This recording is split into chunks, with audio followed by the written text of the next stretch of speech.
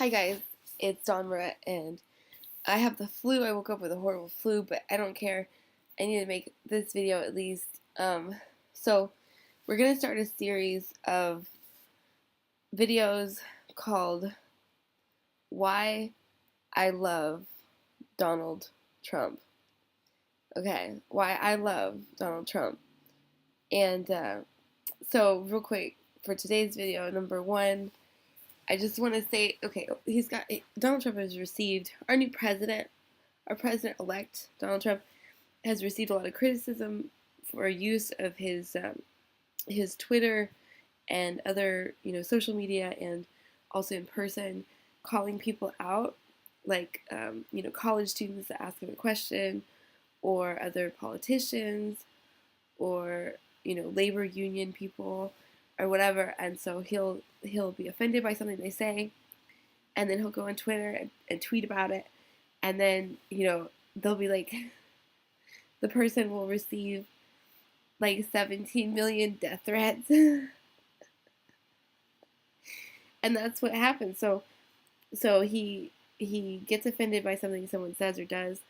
He directly tweets about them or to them, and then they receive feedback from the country of whatever mixed bag that is, and of course death threats. And here's my honest take on this. Okay, one, I've made death threats to people before, and of course, in our current culture, you can't make death threats. I in high school, like I got expelled from some class, and I had to sit in another classroom, and of course, like I had no intention of ever killing anyone, but I just like to talk a bunch of shit, and I always have been like that when someone angered me. Anyway, I wasn't even angry when I did it in high school. I just like suggested.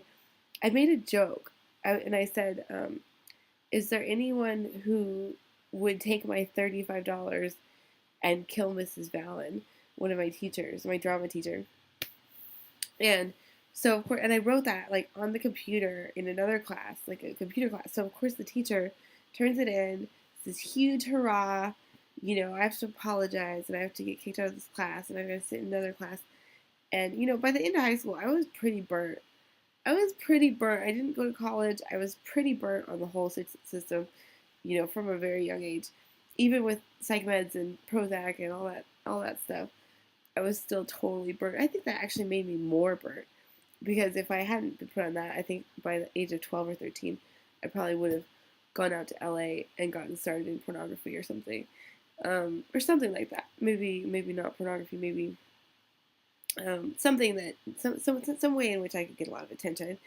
I've always been really, really, really, really wanting a lot of attention. So this is one of the reasons why I understand Donald Trump very well, because I feel very much like him.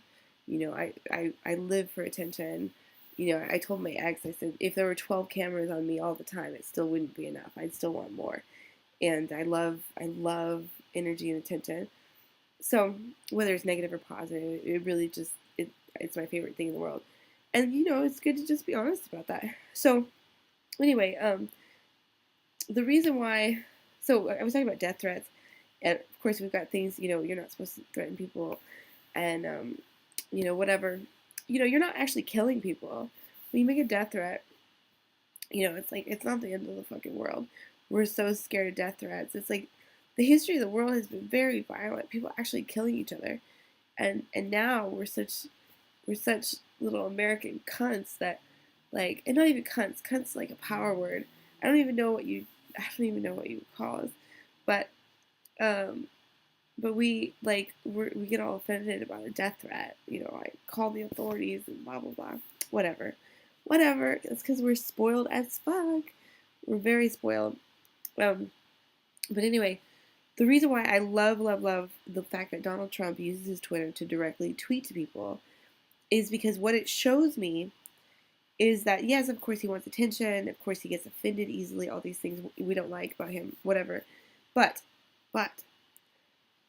he has a very hands-on approach to dealing with people, and he has an openness to dealing directly with people.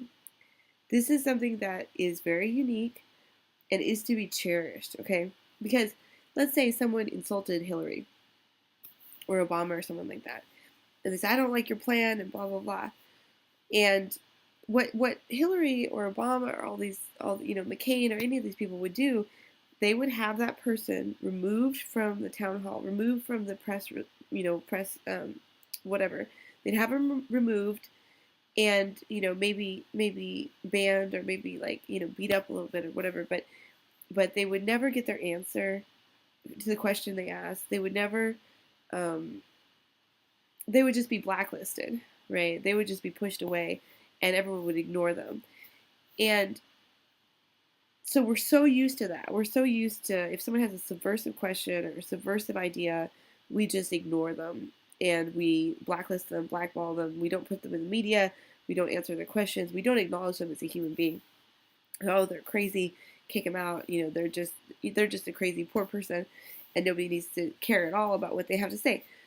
And what we see with Donald Trump is that money is not really that important to him. He will talk to anybody of any social class.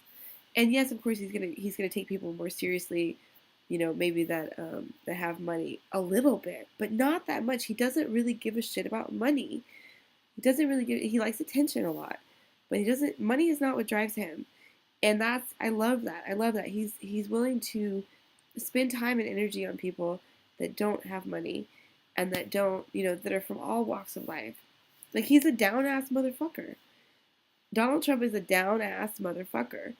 And, like, the fact that he will directly tweet back with a college girl or with a labor union guy and be like, you're fucking dumb, I fucking hate you. Or with press people, or, like, I don't like the New York Times article you wrote, or calling, what was it, Jon Leibowitz, or whatever the fuck Jon Stewart's actual last name is, right? And people, oh, that's anti-Semitism. Okay, well, we've got so many levels of anti-Semitism. If you change your own name so doesn't sound Jewish, you're being anti-Semitic to yourself or something, So if someone calls you out on that, whatever, it doesn't even matter. And it's just like, people just want to pick him apart, which is fine. It's fine, but like, the idea that, like, oh well, he doesn't know how to handle his power because he's talking talking to people that are on a low stature, people that are just everyday people, and he's talking to them directly, and they're getting death threats. They're getting feedback. What Donald Trump is all about is free press and feedback, right? And realness. He's into realness, and this is why he tweets versus tries to wait for some fucking honest reporter. He doesn't. The reporting. He'll go on Howard Stern. He'll do Playboy interviews. They're fucking awesome. They're all awesome. And but the mainstream news press, right? And he doesn't trust them, so he tweets. And again, he's showing his commitment to getting out information to us, real information. Why can't I talk to Taiwan? Congratulations phone call when we sell him a bunch of arms. He's being real, and he's tweeting about real shit. This is the most amazing development that I've ever been alive to see for my country of America. All of a sudden, I'm very patriotic. I could have given 3 shits about America before.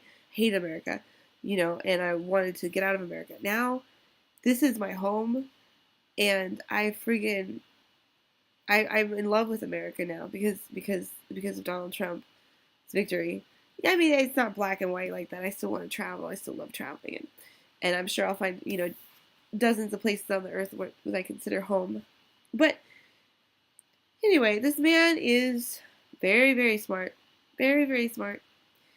And the biggest thing that we need to focus on, is having him be surrounded by good people and giving him lots of feedback, gentle feedback, not cussing feedback, but gentle feedback about what we really want as Americans in different places or different, concerning different things, what we really want. And because this man is very neutral. He's very neutral. He doesn't actually, he's someone who entertains every opinion. And that's why he's so good. That's why he's so good. He doesn't have any fucking positions. He doesn't have any positions. He doesn't have anything. He's very empty. Except, he knows who he is. He knows what Trump represents. And he likes attention.